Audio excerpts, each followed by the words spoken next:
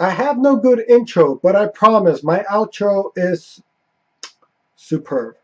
Deep deep deep deep deep beep beep beep beep beep beep beep beep beep beep beep deep beep beep beep beep beep beep beep beep beep beep beep beep beep beep. Geeks of the Week. Steph, I will see Neon Jellian because this is it. This is the year. I'm gonna watch me some anime. You did ask us what we got for Christmas, and I got some really nice clothes that you guys will eventually see. I got a bunch of other nice stuff that I don't want to show all because I don't want to do one of those videos, but I will highlight one, and that is this Green Ranger Bandai figure. Ooh. I was so stoked when I got this, and I don't know where to put it exactly, but it's going up somewhere. Luluco, once again, I'm flattered you would try anything I recommend. I'm not a complete noob when it comes to anime, so I'm gonna watch me some Kill la Kill. Now that you've alleviated my fear about spandex, I will eventually put some on because I'm a geek and I feel that's one of the requirements. You have to put on some spandex at some point in your life. I found the story behind the reason you got into Zelda to be Kismet. It was fucking precious. Precious. Nikki, I enjoyed seeing your year-end review because it always fills my stomach full of the happy anytime you're doing good. Should I join you in your Hoovian ways? Should I trust Moffat again? Speaking of Moffat, Sherlock came back this week and I haven't seen the episode yet. I'm going to watch it tonight, I believe, and I'm super excited. Before I move on to the business of the day, I want to give a quick shout out to all cosplayers. As the year was ending, a lot of them were doing their costume recaps for the year, and it was awesome to see everything they accomplished. I follow a lot of cosplayers, and sometimes I know they get down by not feeling productive or they're unhappy by not finishing a certain thing. So it's nice to see they took a moment to be proud of everything they've done.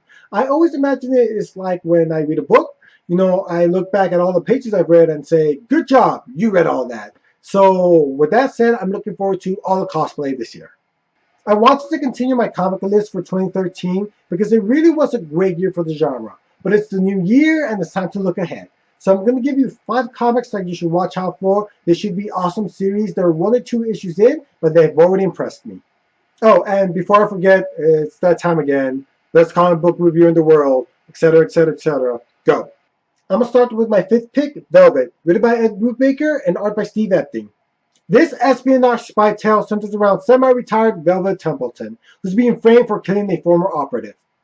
Brubaker, you magnificent bastard. Not a lot of writers can write such engaging narration. Epton's artwork is perfect for this type of comic, the use of shadows, the cinematic style of action. I'm not surprised these two are kicking ass because they've worked together before when Brubaker was writing Captain America and brought back Bucky as the Winter Soldier. This is a great duo. You'll only like this comic if you like spy, cloak and dagger, James Bond types of stories. This is definitely a series to watch out for in 2014. And my 4th pick is Rat Queens, written by Curtis J. Weave and art by Rob Upchurch. What would you think of a comic about a hippie hobbit thief, a rockabilly elven mage, an atheist human cleric, and a hipster dwarf fighter, all who go on quests together? You're sold, aren't you? You are. Just stop watching the video and go buy it right now. The Rat Queens are an all-girl squad of badass funny chicks. My favorite part of this comic is the witty and hilarious dialogue and the way the artwork complements it perfectly. The plot and the concept is simple and straightforward, it's nothing innovative, but with awesome characters like these, it doesn't have to be. This series will show you that girls are no slouches in the cursing, drinking, and violence department. My 3rd pick, Rocket Girl, written by Brandon Montclair and art by Amy Reeder.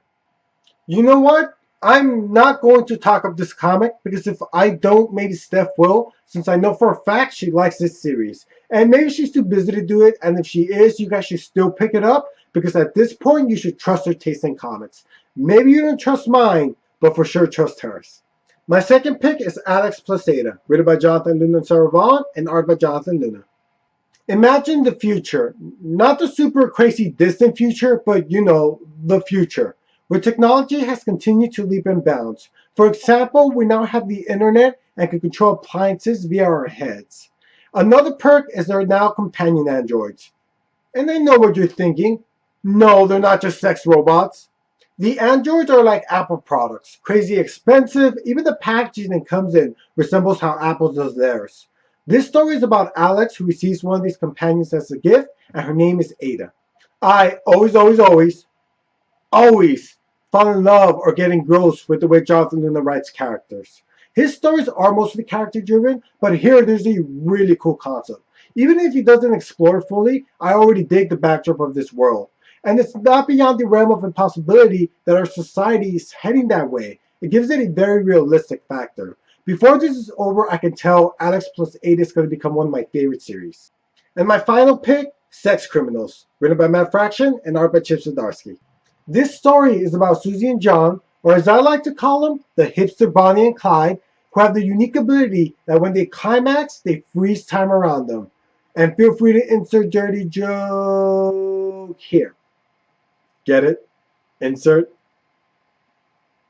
And what do they decide to do with this power? Rob a bank that plans to close down the library. Boo, bank. Boo!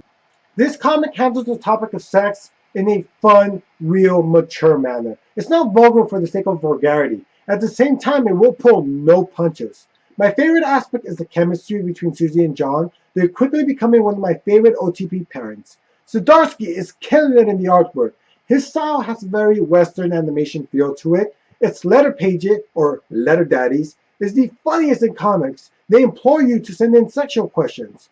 I will admit, this is a bit of a cheap pick because it's 3 issues in and already has a lot of buzz in comics.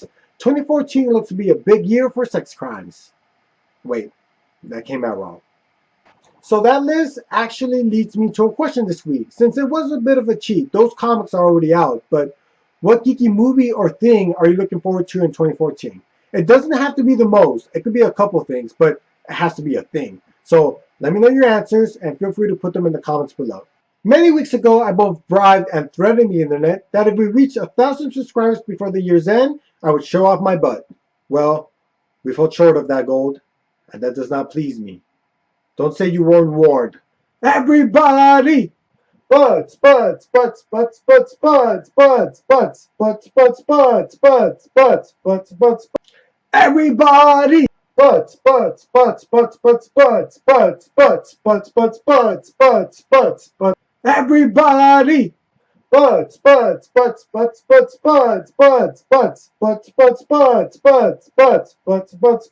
With that said, the Geeks are officially on the road to 1,000 subscribers. When we get there, I don't know what we'll do, but we'll do something. We'll mark the occasion somehow. Remember to subscribe to us. It's more important than ever, you guys, or you're going to see more of my butt. Like us on Facebook, follow me on Twitter, check out the other more awesome geeks, and fare thee well. I like big butts and I cannot lie. Who said twerk? I'm not going to twerk. Mm-mm.